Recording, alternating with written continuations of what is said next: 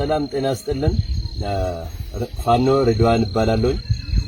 አማራ ፋኖ አፋባሃ በጎጃም አንደኛ ክፍለ ጦር የጣናው መብረቅ ብርጌድ ይገኛልኝ።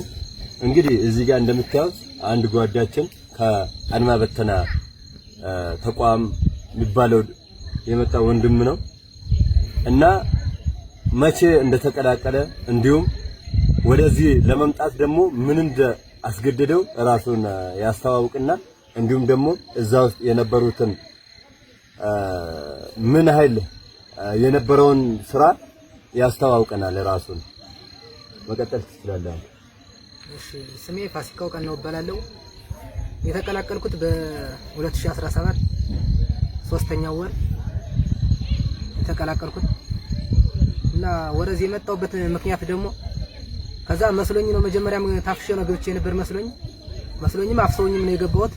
ከዛ ስገባ ግን ለአማራ ግፍና በደልና ጭቋኝ እየጨቆነ በአማራ ፋኖ ስም እየዘረፈ ስለሆነ እኔ አማራን መግደልና መዝረፍ አልፈልግም ብዬ ወረ እውነተኛ ወረ አማራ ፋኖ መጥቼ ተቀላቅያለሁ።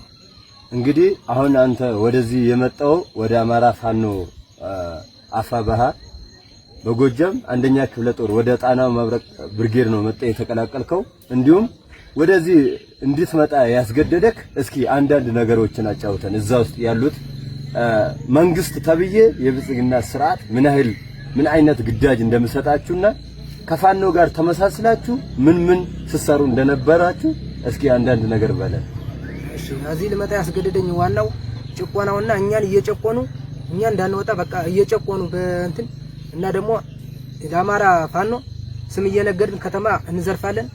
በቃ ታዘን ባለሀብት ምናምን እናስራለን፣ እንዘርፋለን። ምክንያቱም የአማራን ፋኖ ስም ለማጥፋት ነው። ወረዚ ያስገደደኝ ደግሞ የአማራ ፋኖ ግፍና በደል የአማራን ህዝብ እንትን እያሉ ስለሆነ አድማ ብተና በዛ ነው ተፈናቅዬ የመጣሁት ወደዚህ ማለት ነው። በጣም ጥሩ። እንግዲህ እኛም እንደምንሰማው አንተም ደግሞ አይተሃል እዛ ውስጥ ያለውን ድርጊት። እንግዲህ የአማራ ወጣት እዛ አድማ በተና ውስጥ ያለ መሳሪያ ነው የሚቀመጠው። ተጠርንፎ ያለ መሳሪያ ትከዳላችሁ በማለት ተጨቅኖ እንደሚቀመጡ ሌሎች፣ እንዲሁም ደግሞ አንዳንዶቹ ደግሞ ክፍያ ተከፍሎላቸው ከተማ የገቡ ባለሀብትን ቅድም እንደነገርከኝ ባለሀብትን እየዘረፉ እንዲሁም ቀረጥ መንገድ ላይ የወጡ እየቀረጡ ሹፌሮች እንዲሸማቀቁ በፋኖ ስም እንደምትሰሩ መረጃ አለንና እስኪ አንተ ደግሞ ከዛ ሁለት አፈሙዝ ነው እንግዲህ ይዘው ወደዚህ የተቀላቀልከው።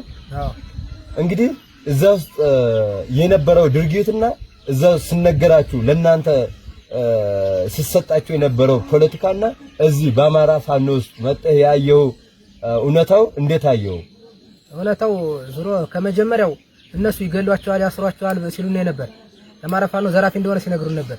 ከዛ ግን እኔም መጣው ወረዚ ወራፋ ፋኖ ተቀላቀልኩ ይዤ የአማራ ፋኖ ለሰው ለሟች ለህዝብ ሟችና እየራበ እየተጠማ የሚኖር ለአማራ ህዝብ ነጻነት ብሎ እና ዙሮ እነሱ ሲሉና የነበረውና እዚህ ሲሉ ያገኘነው እውነት በጣም ፈጽሞ ይለያያል።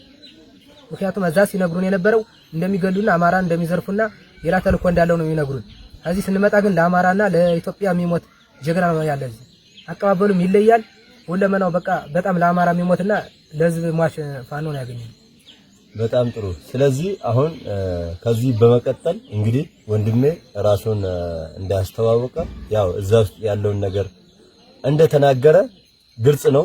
እኛም እናውቀዋለን እዛ ውስጥ ያለውን እንኳን አይደለም አማራ ማንኛውም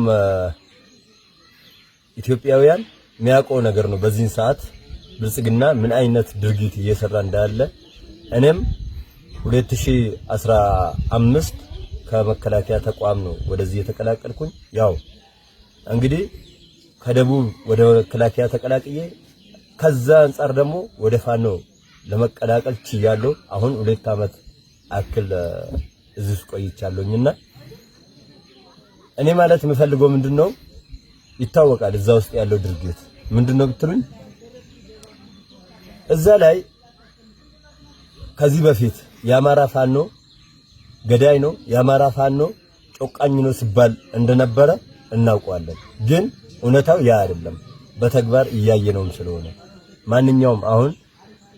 ማንኛውም ብሔር ብሔረሰብ ኦሮሞም፣ ደቡብም፣ ሶማሌም፣ አፋርም እንዲሁም ደግሞ አድማ በተና ምንሻም እየመጡ በሰፊው አቀባበል ተደርጎላቸው እየታገሉ ነው ያሉና እኔ ማስተላለፍ የምፈልገው አሁንም ቢሆን የአማራ ወጣት ብቻ አይደለም፣ የደቡብ ወጣትም እየተጨቆነ ነው ያለው። ለመክዳት ሲሞክሩ እየተገደሉ ከተያዙ ይረሸናሉ። እንዲሁም ደግሞ ከመያዛቸው በፊትም ደግሞ ያለምንም በጥርጣሬ ብቻ ጭቆና ደርሶባቸው ነው ያሉና እናንተ የምትሰሙ ከሆነ ወደዚህ ተቋም መጣችሁ ይህንን ትግል እንድትቀላቀሉ መልእክቴ ነው። ከዚህ በተጨማሪ ደግሞ